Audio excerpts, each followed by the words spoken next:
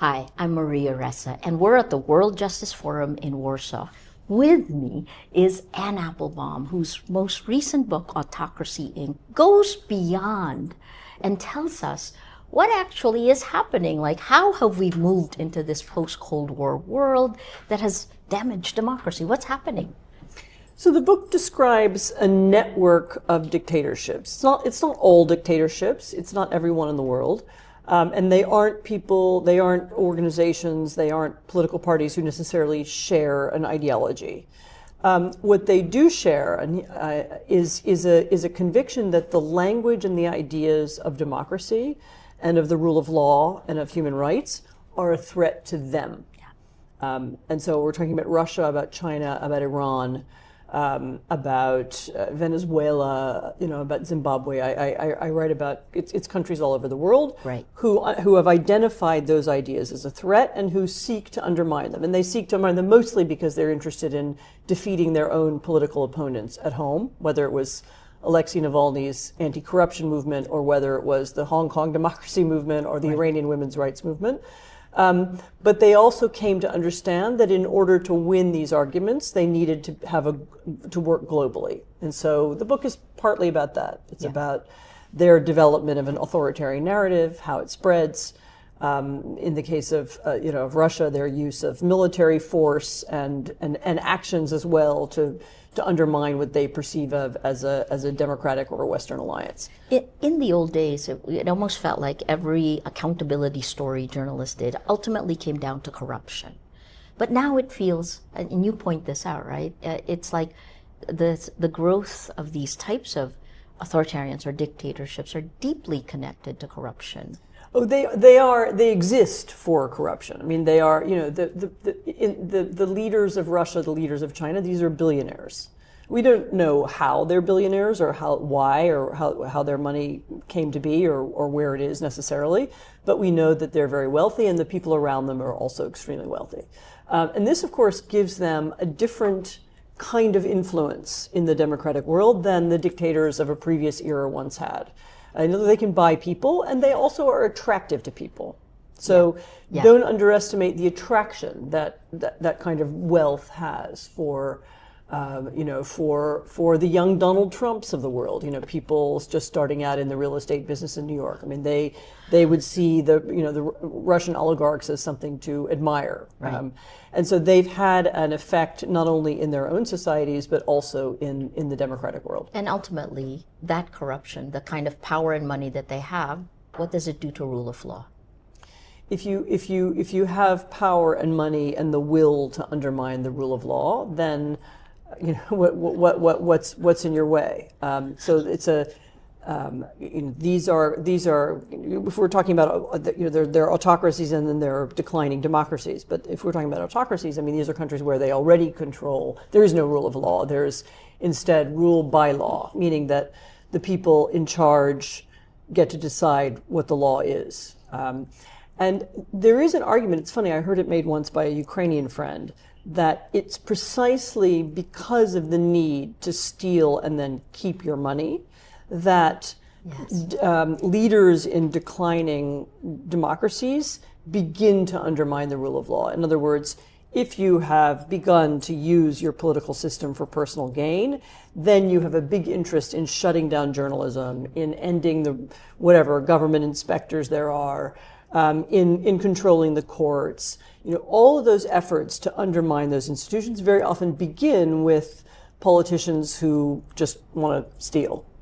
So I'm both Filipino and American, and to see this happening twice, we lived through it in the Philippines with Duterte. We had a strong fixed 6-year term, and the only reason it ended was because the military and police maintained the rule of law. But to watch this happen in the United States, like how is it possible? The Philippine Constitution is patterned after the US, but to have the executive not have a legislature be able to check. Why is this happening? This is in the US, it's happening because the Republican legislature is refusing to check the president. I mean, it has the right to check the president. In the American system, the Congress determines how money is spent, and including taxes, what taxes are imposed. A tariff is a tax.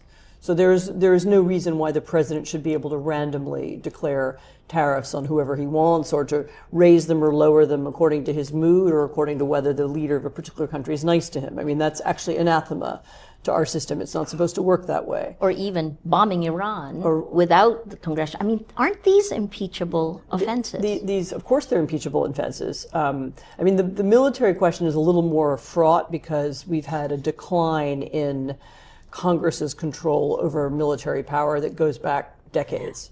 So that's actually that's been undermined for a long time. But the tariffs is new. I mean, the president is actually using a kind of fake emergency to give himself the power to declare these tariffs. But this is something that Congress should be able to block. But they don't want to. So our Constitution was never written, well, sorry, I should say it differently. Our Constitution was written on the assumption that the players would play their roles. Do their tasks. You know, that they would do their jobs. Yeah. You know, the Congress would do its job, the Supreme Court would do its job. And when that doesn't happen, this is when you have a breakdown. The role of big tech, these American tech companies that in our part of the world has really wrought havoc on democracy. What role is it playing now? Well, this is where I'm going to start asking you questions, because the role of big tech is critical, because you know, as you are the person who's explained this better than almost anybody else. What the algorithms of technology have done is they've enabled the fracturing of public space.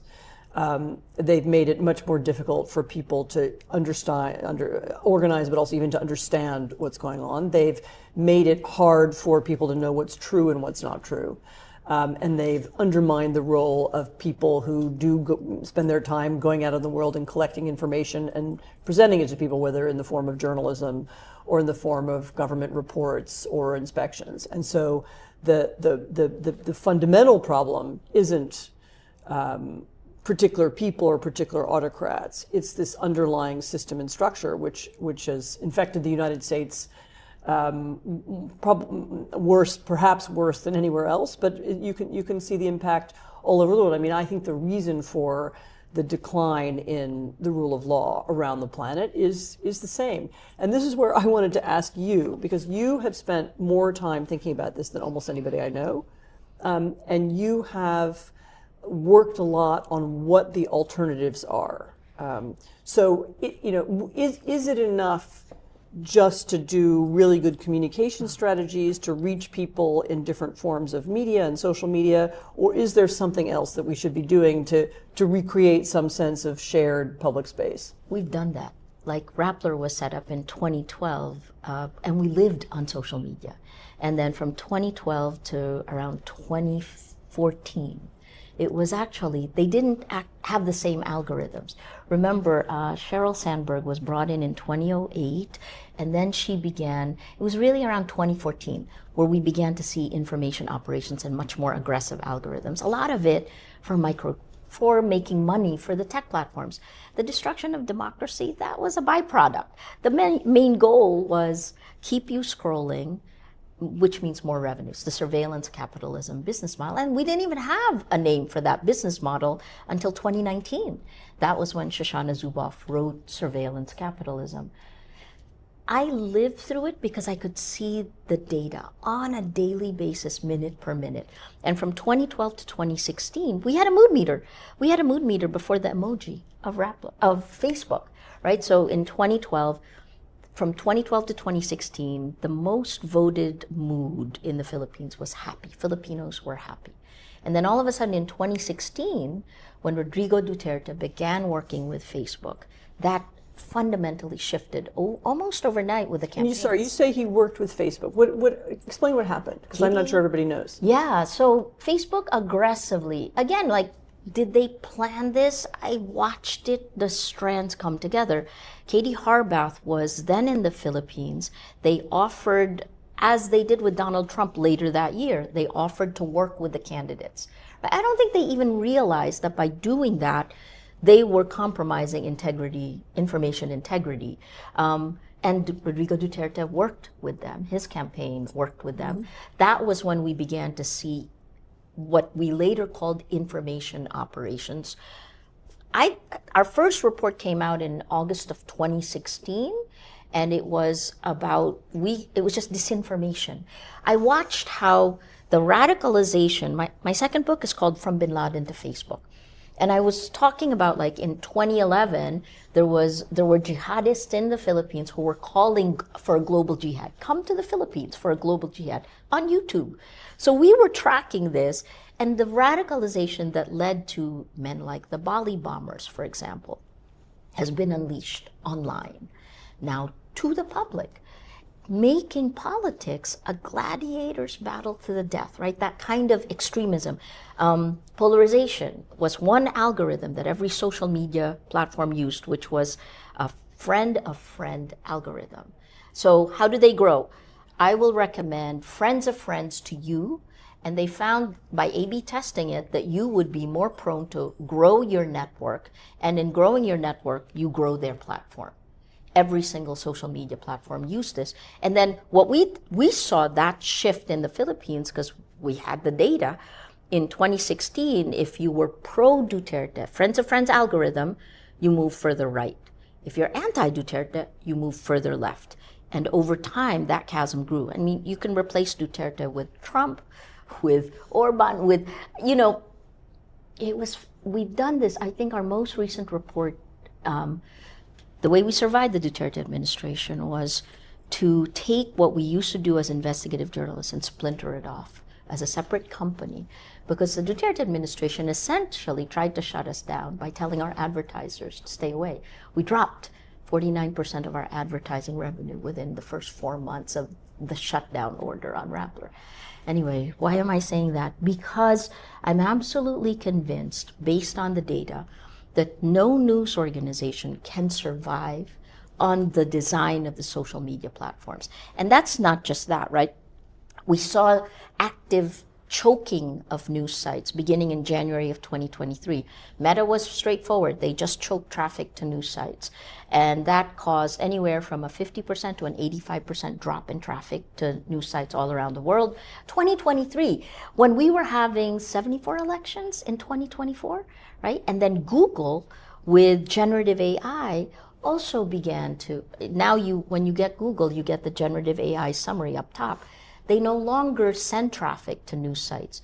So traffic to news websites decreased even as generative AI came on, and then what Cory Doctorow called the enshittification of the internet. Like, you can't tell fact from fiction even more, right? I don't know if you saw, like, the video of Donald Trump and the three men behind him, his cabinet secretaries, has now been redone by generative AI. And while it's funny, it's also scary, because I've had deep fakes done. The Pope has had deep fake. I'm sure you have a deep fake. I have a deep fake selling crypto. I've never sold crypto. I have a deep fake telling people with diabetes to throw away their insulin. Don't do that. So we're getting to this stage where I think it's not just democracy. I don't think journalism will survive. So what we did was, 3 years ago, we began looking at how can we have information integrity? What's a different vision of the internet? And it was actually France and Germany that led the way forward here, the UK as well at some point. So you used work done in France and Germany? Yes. So President Macron I was the only non-French in a 6-member team that he called it État Généraux. He gave money to talk to the French people about what you think about AI, generative AI and AI, right? We did 8 months. We came up with 15 proposals, and one of those is open source, decentralized, end-to-end encrypted. We need to protect ourselves online because data privacy is a myth, and it is the worst in America. Sorry. But tell me about what we built. Tell me what you built. Okay, so the Matrix Protocol is something that was built by a UK company called Element in 2014. Who uses it? The German government, all their websites are on it. The German military, German intelligence, the French government, all their websites are on it. The Taiwanese use the Matrix protocol for consultation. And what we did is we began to think of a federation of news organizations instead of like Blue Sky, which is a social media derivative, right? Modeled after social media. Instead of thinking like, I will get you and you and you and you, why not bring the community of news organizations into the Matrix protocol? Rappler has 15 million uniques. What about South Africa? What about Brazil? Our MVP was Rappler. We rolled it out the end of 2023. We stress tested it during our last elections, and we were able to, what does it do? Real people can have real conversations. So it's a form of online conversation. It's a safe virtual world. Because right now we have outsourced the internet to private companies. And those private companies are driven by profit. And that drive for profit, the business model, is toxic, not just for journalists, but for information integrity. And how does your system work differently?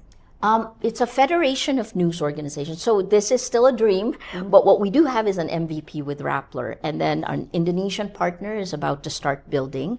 We have a South African partner and a Brazilian partner. The countries to me that, we've lived through, I always joke, with Brazil, we moved from hell to purgatory and we don't want to go back to hell, right? So what we're trying to do is, in Rappler, what are the new business models for news? And we found 3 by creating your own data lake, by moving away from Silicon Valley's ideas of what the public sphere is. How do we create a public interest tech stack? And that was the exercise we went through. We built it. And here's the hard part. You don't really make money at it. This should have been something governments, democratic governments, did, the same way they would build a library or create a park, right? We're being pushed into tech spaces that by design manipulate us. And as a byproduct, kill democracy. Sorry, it is true. But I have all the data. Which country do you want? I will give you the data. When I wrote How to Stand Up to a Dictator, I wrote double the number of pages. I wrote 400 pages. And then my editor said, Maria, 400 pages. Do you want the person to read it cover to cover or know everything you know? Okay, then let's finish on the 2-sentence version of what it is that you've proposed and created and how it works.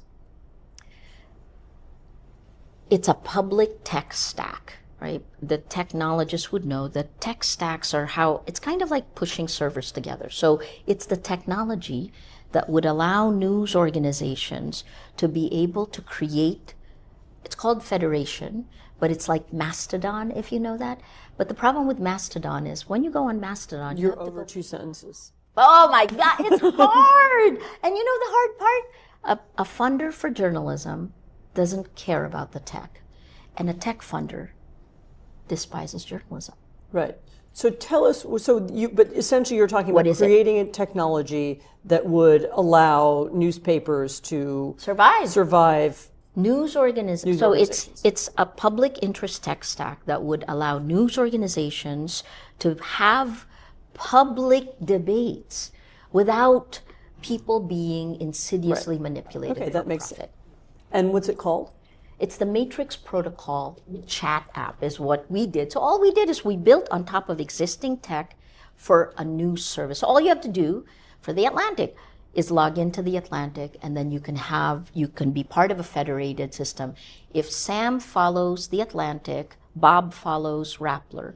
Sam and Bob can talk to each other without our news organizations ever sharing their data. It's restoring data privacy again. Then that's what we should all adopt. Oh, I love you, Anne. Wait, so my last question to you is, this feels like such a tenuous moment, right? Like we have a United States that can essentially pull us all into a fascist world.